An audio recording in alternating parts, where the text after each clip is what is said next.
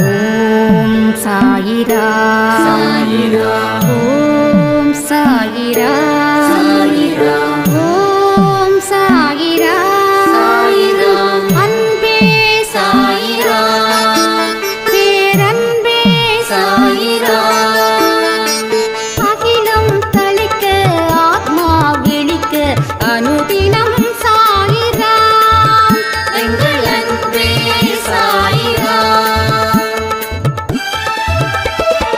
ஒன்றே இறைவன் ஒன்றே பூமிக்கென்றும் சாயிரா சரணம் சாயிரா நன்றே செய்து வாழ்வோம் நாம் ஒன்றே செய்து வாழ்வோம் அன்பே சாயிரா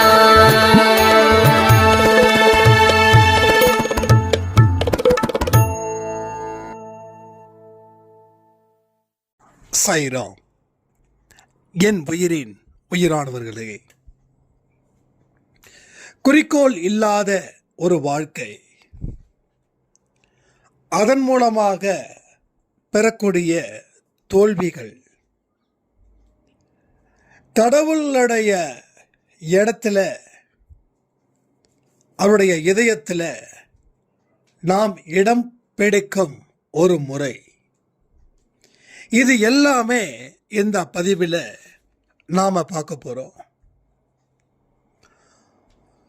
உங்கள் வாழ்க்கையில் முதல்ல நீங்கள் செய்ய வேண்டிய ஒரு மிக முக்கியமான ஒரு விஷயம், உங்கள் வாழ்க்கை எதை நோக்கி போகணும், இப்போ எதை நோக்கி போகுது, நீங்கள் நினைச்சது என்ன நடந்துகிட்டு இருக்குது, இந்த ஸ்பீடு போதுமா இல்லை இன்னும் ஸ்பீடை ஏற்றணுமா, போய் சேரக்கூடிய இடம் சரியா இருக்குதா இல்லையா, இதை எல்லா விஷயத்தையும் தான் இந்த பதிவில் நாம் பார்க்க போகிறோம், கேட்க போகிறோம். முதல்ல 1 by 1 நாம் இங்கே பேசலாம். உங்களுடைய லட்சியம், உங்கள் நோக்கம் என்ன, இது ரொம்ப முக்கியம். உங்களுக்கு நிம்மதிக்காக நான் வாழ்ந்துட்டு இருக்கேன், ஆரோக்கியத்தை தேடி வாழ்ந்துக்கிட்டு இருக்கேன், செல்வம் ஈட்டுவதில் நான் வாழ்ந்துட்டு இருக்கேன். இந்த மாதிரி லட்சியத்தை நீங்கள் முதல்ல முன்னாடி வந்து நிறுத்துங்க. நீங்கள் சொல்லலாம், எல்லாமே எனக்கு முக்கியம்தான், எல்லாமே தானே தேவை அப்படின்னு. இது உண்மைதான், நான் இது பொய் சொல்லவே இல்லை. ஆனால் இதில் எது முதன்மையானதாக இருக்குதுன்றத நீங்கள் பார்க்கணும். இப்போ செல்வம் வேணும் அப்படின்னா அதுக்கு முன்னாடி நம்ம மனநிலை, உடல்நிலை எப்படிப்பட்டதாக இருக்குதுன்றதைய நம்ம தெரிஞ்சுக்கணும். அப்போது அதுக்கு முன்னாடி ஒரு விஷயம் இருக்குது, என்னது, மனநிலை சரி பண்ணணும், உடல்நிலை சரி பண்ணணும். இந்த மனநிலையையும் உடல்நிலையையும் எப்படி சரி பண்ணணும், அது எந்த இடத்துல இருந்து ஆரம்பிக்கணும் அப்படின்ற ஒரு விஷயத்தை நீங்கள் முதல்ல நாலேஜ் கேதர் பண்ணணும். அதற்கு அடுத்தது சம்பாதிக்க வேண்டிய முறை. அப்போ இந்த மாதிரி ஒவ்வொரு அடியாக நம்ம எடுத்து வைக்கலாம். ஒரு வருஷத்துக்கும் ஒரு கோல். எல்லாரும் ஒரு முடிவோடு இருங்க. கடவுளுடைய குழந்தையா இருக்கிறதே இங்கே பேரின்பம், அந்த நிலைக்கு உங்கள் மனசை வச்சுக்கோங்க. அதுதான் எல்லாருடைய குறிக்கோளாக இங்கே இருக்கணும். அதை அடைவதற்கு நாம் ப்ராக்டிக்கல் லைஃப்பில் அது நமக்கு சம்மதிக்கணும். ஒரு கடனோட, ஒரு நோயோட இருந்தால் கடவுளை நாம் அடைய முடியாது. அப்போ உடல்நிலையும் மனசுல வச்சுக்கணும், மனநிலையையும் மனசுல வச்சுக்கணும். அப்போ இன்னைக்கு இருக்கக்கூடிய அந்த வறுமையும் மனசுல வச்சுக்கணும். இதை எல்லாத்தையும் ஆக்கப்பூர்வமான முறையில் அதை செயல்படுத்தணும். அதை செயல்படுத்தும் போது அதில் கிடைக்கக்கூடிய ஒரு சில வெற்றிகளை கடவுளுக்கு காணிக்கையாக்கணும். அவருடைய அசைவு இல்லாமல் உங்கள் அசைவு இல்லைன்றத போக போக உங்களுக்கு புரியும். அவருடைய கண் பார்வை பட்டா மட்டும்தான் நம்ம வாழ்க்கையில் அடுத்தடுத்த விஷயங்கள் நடக்கும்.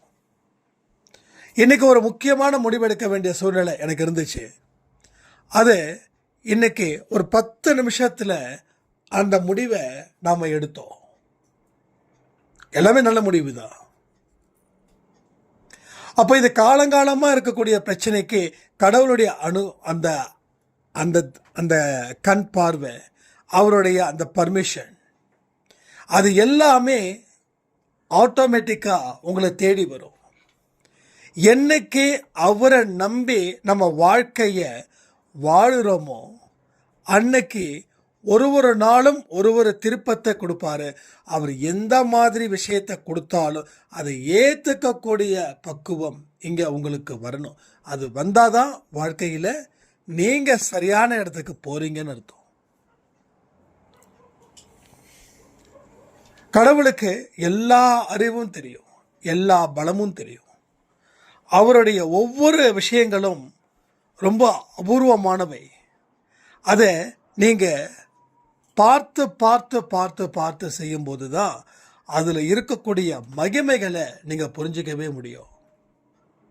அந்த மாதிரி ஒரு விஷயத்தை நீங்கள் உருவாக்கணும். இன்றைக்கி காலையில் கொடுத்த பதிவில் கூட நான் சொல்லியிருக்கேன், மனசில் பாரத்தை வச்சுக்க வேண்டிய அவசியமே இல்லை. ஏன்னா எல்லாமே தான் இங்கே கடவுள்கிட்ட கொண்டு போய் சேர்ப்பதற்கு உண்டான ஒரு விதமான வழிகள். இந்த பயணம் எப்படி இருக்கணும் அப்படின்னா, எல்லா சைடில் இருந்தும் அந்த பயணம் இருக்கும். சில இடத்துல பயணம் நல்ல முறையில் இருக்கும், சில நேரத்தில் பயணம் ரொம்ப கடுமையாக இருக்கும், சில நேரத்தில் பயணம் போவதே தெரியாது, அந்த அளவுக்கு ரொம்ப சிம்பிளிசிட்டியாக இருக்கும். ஸோ இதெல்லாம் நீங்கள் நினச்சி பாருங்கள், உங்கள் வாழ்க்கை எதை நோக்கி போகுது அப்படின்றதையும் நம்ம தெரிஞ்சுக்கலாம். ஸோ இன்னைக்கு இருக்கக்கூடிய கரண்ட் சிச்சுவேஷன் என்னவோ அதுதான் நாளைக்கு. அப்போ இன்னைக்கு இருக்கக்கூடிய சிச்சுவேஷன் டூ பேட் அப்படின்னா, அது உங்கள் அறிவுக்கு வந்து சேர்ந்ததுன்னா அதை நல்லபடியாக மாற்ற முயற்சிகளையும் நம்ம செய்யணும். முயற்சிகள் செய்யும்போது அனுபவங்கள் புதுசாக வரும். ஒரு ஆட்டத்தை ஆரம்பிக்கும்போது, ஒரு ஓட்டத்தை ஆரம்பிக்கும்போது அதில் இருக்கக்கூடிய தவறுகளை திருத்திக்கிட்டு அதை சரி பண்ணுறது தான் புத்திசாலிங்களுடைய எண்ணமாக இருக்கும். ஒரு மனுஷனுக்கு வெற்றி ஒரே அடியில் வந்துடாது. அவன் பல அடி வாங்கினாதான் அந்த அடியை எட்ட முடியும். அதுபோல தான் வாழ்க்கையும். இங்கே தோல்விகளை பார்த்து ஏன் பயப்படணும்? முயற்சியே செய்யாமல் உட்காந்துட்டு இருக்கிறவங்களை விட முயற்சி செய்கிற நான் எவ்வளவோ பரவாயில்லையேன்னு நீங்கள் நினைக்க ஆரம்பிச்சிட்டா நீங்கள் ஜெயிக்க ஆரம்பிச்சிட்டீங்கன்னு அர்த்தம். எத்தனையோ மனுஷங்க தோல்விகளை பார்த்து, நீங்கள் அடைஞ்ச தோல்வியை பார்த்து என்னென்னமோ செய்வாங்க. நீங்கள் அவங்கள பார்த்து உள்ளுக்குள்ளே சிரிச்சுக்கோங்க, உள்ளுக்குள்ளே அவங்களுக்காக அனுதாபப்படுங்க. ஏன் அப்படின்னா, அவங்களால அந்த கேலியையும் கிண்டலையும் மட்டும்தான் உருவாக்க முடியும். வேறு எந்த ஒரு விஷயத்தையும் அவங்களால உருவாக்கவே முடியாது. அதனால தான் அவங்க அந்த கண்ணோட்டத்திலே வாழ்க்கையை வாழ்ந்துட்டுருக்காங்க. ஆனால் அவங்க 10 வருஷம் ஆனாலும் அப்படி தான் இருப்பாங்க. ஆனால் நீங்களும் 10 வருஷத்துக்கு அப்புறம் ஒரு உயர்ந்த இடத்துல நீங்கள் இருப்பீங்க. நீங்கள் உயர்ந்த இடத்துல இருந்தால் கூட அவங்க உங்களை தூசியை பார்க்குற மாதிரி தான் பார்ப்பாங்க. பட் அவங்க இப்படி பார்க்குறாங்களேன்னு சொல்லி அப்போ கூட நீங்கள் ஃபீல் பண்ணக்கூடாது. ஏன்னா அவங்க வேலையை செய்கிறாங்க. அவங்க வேலை செய்யலைன்னா தான் ஆச்சரியம். அவங்க வேலை என்ன? கேலி கிண்டல் இதுதான். ஆனால் உங்கள் வேலை என்ன? அடுத்த 10 வருஷம் டார்கெட்டாக இருக்கணும். அடுத்த 10 வருஷத்தில் நம்ம என்ன வேலைகளை செய்யணுன்றதை முடிவு பண்ணி அதற்கு உண்டான ஆயுத்த பணிகளை நீங்கள் தயார் பண்ணணும். ஸோ இது எல்லாத்தையும் ஒன்று சேர்க்க முயற்சி பண்ணி பாருங்க. உங்கள் வாழ்க்கையில் கிடைக்காத சந்தோஷம், கிடைக்காத வாழ்க்கை நான் நினச்சி கூட பார்க்கல இந்த மாதிரியான ஒரு வாழ்க்கையே அப்படின்னு நீங்கள் சொல்லுவீங்க இல்லையா? அந்த வாழ்க்கை உங்களுக்கு கண்டிப்பாக நிச்சயமாக கிடைக்கும். இப்போ வாழ்க்கை அப்படின்றது நிறைய பேருக்கு ஒரு பெரிய கிரிட்டிக்கலான ஒரு விஷயமா இருக்குதுன்னு இங்கே நினைக்கிறோம். நீங்கள் புரிஞ்சுக்கிட்ட விதத்தில் ட்ராவல் பண்ணுறீங்க, அதுதான் இங்கே ப்ராப்ளமே. ஆனால் சரியான முறையில் புரிதல் இருந்துடுச்சு அப்படின்னா எதை வேணாலும் நம்மளால் இங்கே செய்ய முடியும். அதான் எடுத்த உடனே சொன்னேன், உங்கள் வாழ்க்கையில் பயணம் எதை நோக்கி போகுது? இந்த நொடி எதுவோ அதுதான் அடுத்த நொடி. அப்போ இந்த நொடி சரியில்லை அப்படின்னா அடுத்த நொடியும் சரியில்லைன்னு தான் அர்த்தம். அப்போது அடுத்த நொடி சரியாக இருக்கணும்னா அடுத்த நொடி வரட்டும்னு கவலைப்படக்கூடாது. இந்த நொடியிலேயே நம்ம மாற்றி அமைக்க வேண்டிய பொறுப்பு உங்களுக்கு இருக்குதுன்றதை மறக்க வேண்டாம். ஸோ இன்ச் பை இன்ச்சாக நகருங்க, இன்ச் பை இன்ச்சாக நகருங்க. நான் சொல்கிறது புரிதலும் ப்ளஸ் செயல்பாடும் சொல்கிறேன். முதல்ல புரிஞ்சுக்கோங்க, அதுக்கப்புறமா செயல்படுங்க. செயல்படக்கூடிய வேகம் ரொம்ப குறைவாக இருக்கட்டும். எடுத்த உடனே தாம் தூம்னு அந்த வேகத்தில் போக வேண்டாம், அது பெரிய அளவில் உங்களை கவுத்து விட்டுரும். இன்ச் பை இன்ச்சாக நகருங்க. அப்புறமா கொஞ்சம் பண்ணுங்க, வேகம் பண்ணுங்க. அதுக்கப்புறமா இன்னொரு வேகம் கிடைக்கும், அந்த வேகத்தில் ட்ராவல் பண்ணுங்க, தப்பே கிடையாது. ஆனால் கவனம் இல்லாத இடத்துல வேகமாக ட்ராவல் பண்ணுறதை நிறுத்திடுங்க. ஒரு நேரத்தில் நமக்கு எமோஷ்னலாக இருப்போம், அப்போ நமக்கு கவனம் எந்த இடத்துலையும் வைக்க முடியாது. அந்த நேரத்தில் நீங்கள் சரியான முறையில் அந்த இன்ச் பை இன்ச் சொன்ன இல்லையா, அதை நீங்கள் கடக்கணும். என்றைக்குமே உங்களுக்கு துன்பம் வந்துருச்சுன்னா ஒன்று வேகம் எடுக்கிறது, இல்லை எதுவுமே செய்யாமல் இருக்கிறது, இந்த ரெண்டுமே ஆகாது. அந்த இடத்துலையும் உங்கள் நகர்வுகள் இருக்கணும். அந்த இடத்துல அந்த நகர்வு ஆம வேகத்தில் இருக்கணும். அப்போ அந்த இடத்த கிராஸ் பண்ணிட்டேன்னா சிறுத்தை மாதிரி சீறி பாயுங்க, யாரும் உங்களை தடுக்க முடியாது, எவனாலையும் தடுத்து நிறுத்த முடியாது. ஒரு சிறுத்தையோட வேகத்தை யாரால் கட்டுப்படுத்த முடியும்? அந்த வேகம் உங்களுக்கு வந்துடும். அந்த வேகம் இயல்பாக வரும். வேகமாக போகணும் அப்படின்ற தாட்டை தாண்டி அந்த வேகம் இயல்பாகவே இருக்கும். அப்போ எந்த இடத்துலையும் ஒரு படபடப்போ, ஒரு பயமோ, ஒரு கவலையோ இல்லாத அசுர வேகம் உங்கள் வாழ்க்கையில் வரும். அது உங்கள் தோளுக்கு மாலையாக வந்து அமையும். அப்போ வேகமாக போக வேண்டிய இடத்துல மெதுவாக போகிறதும், மெதுவாக போக வேண்டிய இடத்துல வேகமாக போகிறதும் பிரச்சனை. ஸோ வாழ்க்கையில் நிறைய பேர் தோற்று போகிறாங்கன்னா அதுக்கு அடிப்படை காரணமாக இருக்கிறது இந்த ஒரே ஒரு விஷயந்தான். அதாவது இளமையில் வாழ்க்கையில் கஷ்டப்பட இங்கே நிறைய பேருக்கு பிடிக்கல. ஆனால் இளமையில் கஷ்டப்படுறவன் முதுமையில் சந்தோஷமாக இருக்கிறான். ஆனால் இளமையில் ஜாலியாக இருந்துக்கிட்டு வாழ்க்கையோட பிற்பகுதி முதுமை அடையும் போது அவன் ஓடுறான், ஓட முடியல, நடக்கிறான், நடக்க முடியல, வேலை செய்கிறான், ஆனால் வேலை செய்ய முடியல. எவ்வளவு மன உளைச்சல் ஒரு மனுஷனுக்கு இருக்குதுன்றத நீங்கள் கொஞ்சம் யோசிச்சு பாருங்களேன். ஸோ யோசிக்க இப்போவே யோசிச்சிருங்க. ஏன்னா கண்கட்ட பெண்ணே சூரிய நமஸ்காரம் அது மாதிரி ஆகிடக்கூடாது. நம்ம கதை என்னைக்குமே பக்காவாக இருக்கணும், ஹீரோயிசமாக இருக்கணும். எப்பயும் சொல்கிறேன், நீங்கள் எல்லாருமே ஹீரோக்கள் தான், எல்லாருமே ஹீரோக்கள். எப்படி சொல்கிறேன்னா யாருடைய தயவும் இல்லாம அந்த ஆண்டவனுடைய தயவு ஒன்னே போதும்னு சொல்லி நிக்கிறீங்களே, அப்ப நீங்க ஹீரோக்கள் தானே, நீங்க ஹீரோக்கள் தானே. அப்போ உங்க வேகம் அசுர வேகம் தானே. அப்போ ஸ்லோவா போறோமே ஃபீல் ஆக வேண்டாம். எஸ், இது ஸ்லோவா போகக்கூடிய தருணம். இதுல ஏன் நான் கவலைப்படணும்னு சொல்லுங்க. என்கிட்ட சில பேர் சொல்லக்கூடிய வார்த்தை என்ன தெரியுமா?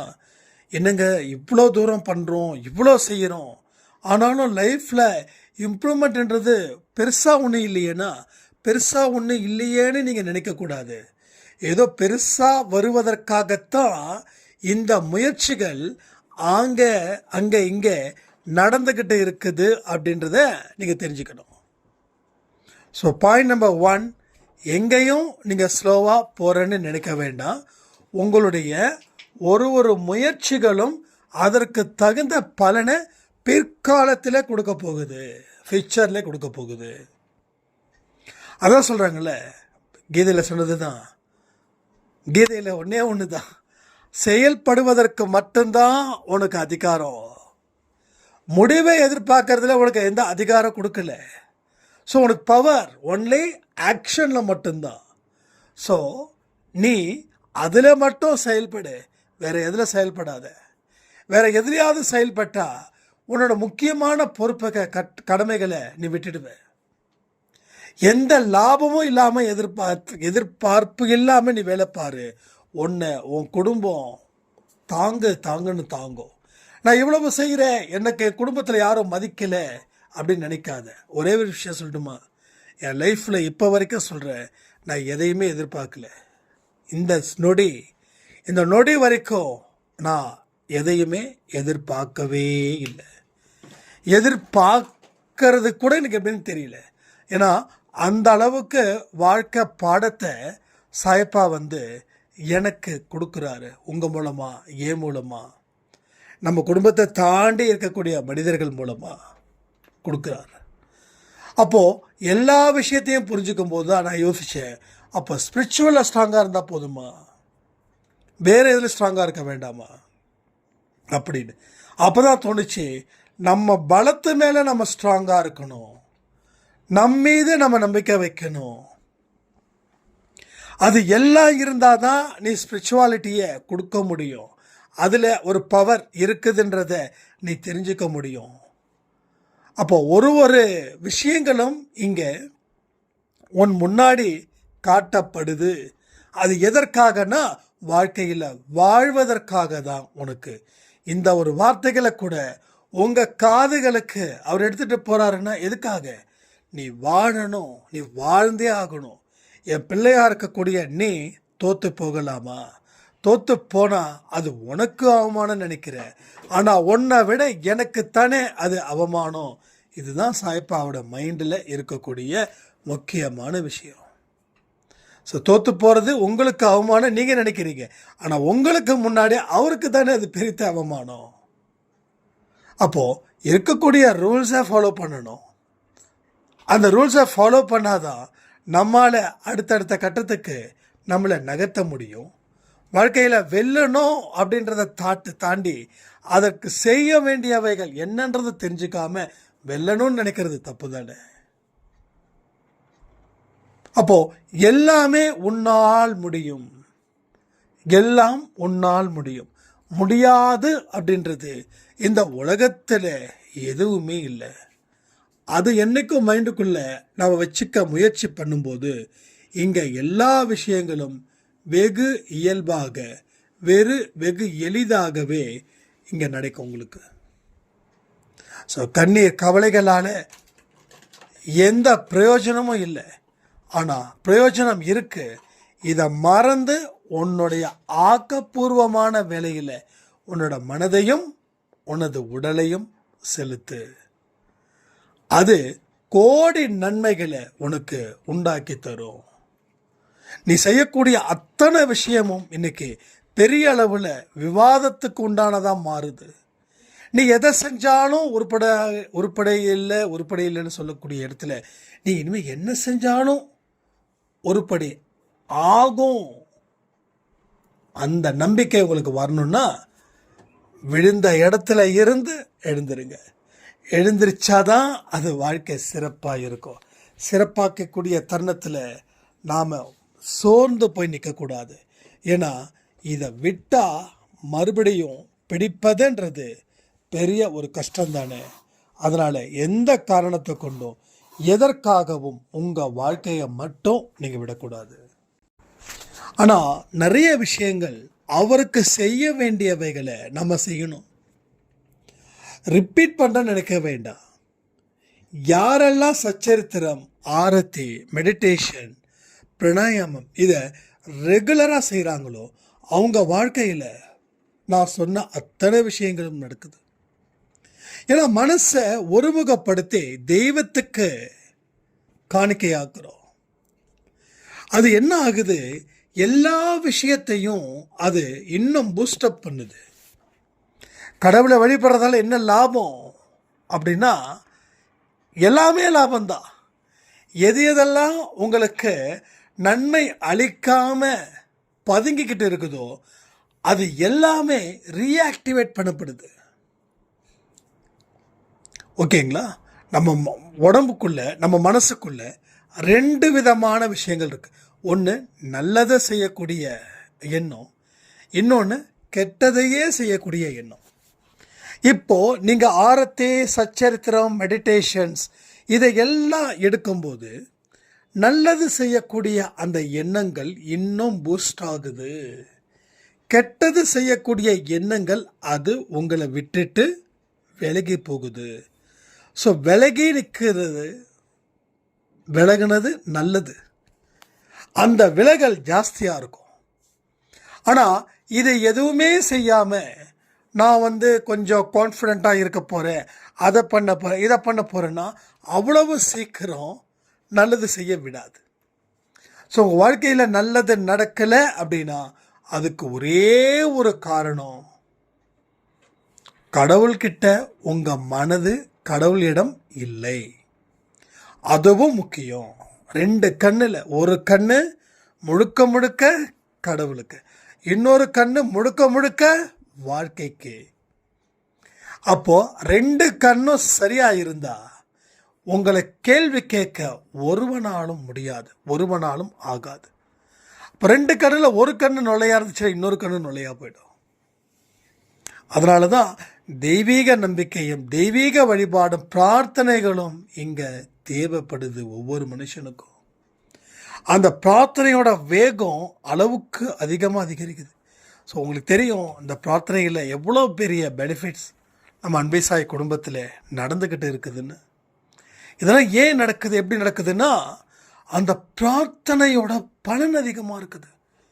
எந்த மனுஷன் கடவுள் நம்பிக்கையோட மட்டும் இல்லை, கடவுளுக்கு செய்ய வேண்டிய அத்தனையும் செய்கிறானோ அவனுக்கு பல விதத்திலையும் நன்மைகளையே நடக்குது. இங்கே பிரார்த்தனை செய்கிறவங்களுக்கு அத்தனை பேருக்கும் நல்லது நடக்குதுன்னா அவங்க கடவுளுக்கு செய்ய வேண்டிய கடமைகளை நிச்சயமாக 100க்கு 100 சிறப்பாக செய்கிறவங்களுக்கு மட்டும்தான் இங்கே நடக்குது. நான் எதுவுமே செய்ய மாட்டேன், ஆனால் நான் பிரார்த்தனை வச்சுட்டேன், பலிக்குமானா பலிக்காது. ஏன்னா உன்னால் முடிஞ்ச வரைக்கும் கடவுள் கூட இருக்க முயற்சி பண்ணு. கடவுளை தாண்டி ஒன்றுமே இல்லைங்க உலகத்தில். எத்தனையோ மனுஷங்க வருவாங்க, எத்தனையோ மனுஷங்க போவாங்க. ஒன்று நிரந்தரமாக பிரிவாங்க, எல்லாம் தற்காலிகமாக பிரிவாங்க. ஸோ வலியை கொடுப்பாங்க, சந்தோஷத்தையும் கொடுப்பாங்க. சந்தோஷத்தை கொடுக்குறவன் வலியையும் கொடுக்குறான். ஆனால் கடவுள் ஒருவரை என்றைக்குமே எப்பொழுதுமே என்ன கொடுப்பாரு, வாழ்க்கையை கொடுப்பார். உங்களுக்கு எதிர்பார்த்த வாழ்க்கையை எப்படி கொடுக்கணுமோ அப்படி கொடுப்பார். அதனால தான் நான் அடிக்கடி சொல்வேன், சரிசமமான மனநிலையில் அன்பு செலுத்துங்க. யாரையுமே அளவுக்கு மீறி நம்பாதீங்க, அளவுக்கு மீறி உங்கள் வாழ்க்கையில் இடமும் கொடுக்காதீங்க. நீ என்ன சொன்னாலும் செய்கிறன்னு மட்டும் சொல்லிடாதீங்க. அப்படி சொல்லிட்டா உங்கள் வாழ்க்கை முடிஞ்சிருச்சுன்னு அர்த்தம். நீ என்ன வேணாலும் சொல்லு, நான் சிந்திச்சு பார்த்து நான் செயல்படுறேன்னு சொல்லுங்கள், வாழ்க்கை நல்லா இருக்கும். ஏன்னா சிந்திக்கிறவன் தான் மனுஷன், அப்படியே சொல்கிறவன் மனுஷனாக இருக்க முடியாது. ஆனால் இன்றைக்கி என்ன பண்ணுறோம், ஒரு அன்பினுடைய பூரிப்பு ஜாஸ்தி ஆகுது சில நேரத்தில். அப்போ நம்ம வாக்கு கொடுக்குறோம். நீ என்ன சொன்னாலும் சொல்லுப்பா, நான் செஞ்சிருவேன்ப்பா. வானத்தில் 10 அடுக்கு மாடியில் குதிக்கணுமா, நீ சொல்லு. ஏன்னா உன் மேலே வச்சிருக்கிற அன்பு அப்படிப்பட்டது. இந்த கேடுகட்ட அன்பு யார் மேலேயும் வைக்க வேண்டாம். ஏன்னா இது கேடுகட்ட அன்புன்னு சொல்கிற அளவில் நான் இருக்கேன்னா, நிறைய பெண்களோட வாழ்க்கை இங்கே கெடுது. ஆண்கள் வாழ்க்கை இல்லை, பெண்கள் வாழ்க்கை கெடுது. அப்போ இது கேடுகட்ட அன்பு தானே. இந்த அன்பில் என்ன பெருசாக இருக்குது. இப்போது அப்படிப்பட்ட ஒரு அடிமை கிடச்சிருச்சுன்னு அந்த ஆணுக்கு வசதியாக போயிடுச்சு. நம்ம எப்படி வேணாலும் எந்த ஷேப்பில் வேணாலும் நாம் பயன்படுத்திக்கலாம், அவ்வளோதான். கதை கந்தல். ஒரு ஆட்டை அறுக்க இது பண்ணும்போது அந்த ஆடு சம்மந்தம் வாங்கணும்னு வாங்க. அந்த ஆடு சம்மதிச்சாதான் ஆடு வெட்ட முடியும். அந்த சம்மந்தம் வாங்க வைக்கிற டெக்னிக்கை பார்த்தீங்கன்னா எனக்கு சிரிப்பு தான் வருது. தண்ணி எடுத்து ஊற்றுறாங்க, அந்த ஆடு தலையை ஆட்டுது.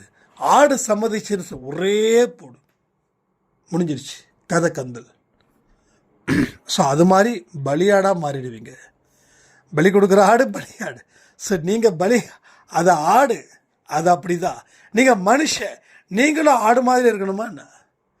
ஸோ நிச்சயமாக சொல்லணே, பலியிடப்படுவீர்கள், பலியிடப்படுவீர்கள். அதனால தான் சொல்கிறேன், போகிற பாதை ஆபத்து. அந்த ஆபத்து 1 2 இல்லை, போகிற இடமெல்லாம் ஆபத்து. சித்திரவதை பண்ணும், போக போக போக போக. அந்த சித்திரவதைக்கு ஏன் நம்ம எடுத்துக்கணும்? இப்போவே கடவுள் சொல்கிறாரு, பாதையை மாற்று, பாதையை மாற்று, பாதையை மாற்றி பயணத்தை ஆரம்பி. அதே பாதையில் போயிட்டு இருக்காத, அது நீ பலியாடாக மாற்றப்படுவாய். உன்னை பலி கொடுத்துருவாங்க. ஆட்டுக்கு கூட உயிர் போயிடுச்சு, ஆனால் மனுஷனுக்கு உயிர் போக வேண்டிய நேரத்தில் தான் போகும். அப்போது உயிர் போகிற வரைக்கும் நம்மளுக்கு தினமும் சித்திரவதைகள் நடந்தே தீரும். அதனால தான் கடவுள் சிந்திச்சு செயல்படு. சிந்திக்காம என்ன அர்த்தம்? சிந்திச்சு செயல்படுனா என்ன அர்த்தம்? சிந்திக்காம செயல்படாதுன்னு அர்த்தம். 2 அர்த்தத்தையும் சொல்லிக்கிட்டே இருக்கணுமா? இப்படி ஒரு வார்த்தை சொல்லியிருக்காருன்னா அதுக்கு பின்னாடி அந்த ஒரு வார்த்தை இருக்குதுன்னு அர்த்தம். கடவுளோட வார்த்தைகள் பார்த்தீங்கன்னா மறைமுகமாக ஏகப்பட்ட விஷயங்கள் இருக்கும். எல்லாம் மறைமுகமாகவே இருக்கும். அதை நாம் எந்த மனநிலையில் பார்க்குறோமோ படிக்கிறோமோ அந்த மனநிலையில் அது மிகப்பெரிய ஒரு தாக்கத்தை ஏற்படுத்தும். சச்சரித்தம் 10 பேரில் 2 பேருக்கு மட்டும்தான் பெனிஃபிட்ஸ் இருக்குது, மீதி 8 பேருக்கு பெனிஃபிட்ஸ் இல்லை. ஏன்னா புக்கில் இருக்கிற ஐயோ படிக்கணுமே, அட்டண்டன்ஸ் கொடுக்கணுமே அன்பே சாயில், அதனால தான் நான் செய்கிறேன். அந்த ரேஞ்சில் படித்தா வேலைக்கு ஆகாது. எந்த ரேஞ்சில் படிக்கணும் அப்படின்னா, அவர் நம்முடன் இருக்க போகிறார். உங்கள் ஃப்ரெண்டை பார்க்க நீங்கள் போகிறீங்க, இல்லை உங்கள் ஃப்ரெண்டு உங்கள் பார்க்க வராங்க, 1.5 மணி நேரம், அதுதான் இங்கே. ஸோ சாய்ப்பாவை நீங்கள் பார்க்க போகிறீங்களோ, அவர் உங்களை பார்க்க வராரோ, அது பிரச்சனை இல்லை. சாய்ப்பா கூட நீங்கள் அந்த ஒரு அத்தியாயம் முடிக்கிற வரைக்கும் அவர் கூடவே நீங்கள் இருக்கீங்க. அப்படி இருந்தீங்கன்னா கண்டிப்பாக சரி, நீங்கள் பலியாடாக மாற மாட்டீர்கள், இல்லைன்னா பலியாடாக மாறிடுவீங்க. அதான் சொல்கிறேனே, தெய்வீக வழிபாடு ஒன்றே உங்கள் வாழ்க்கையை மாற்ற வந்த நல்ல விஷயங்களை அள்ளி அள்ளி கொடுக்கும். அது இல்லைன்னா எதுவும் இல்லைன்னு சொல்லி இந்த பதிவை நான் முடிக்கிறேன். ஜெய் சாய்ராம்.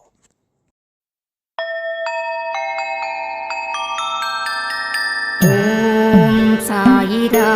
சாயிரா.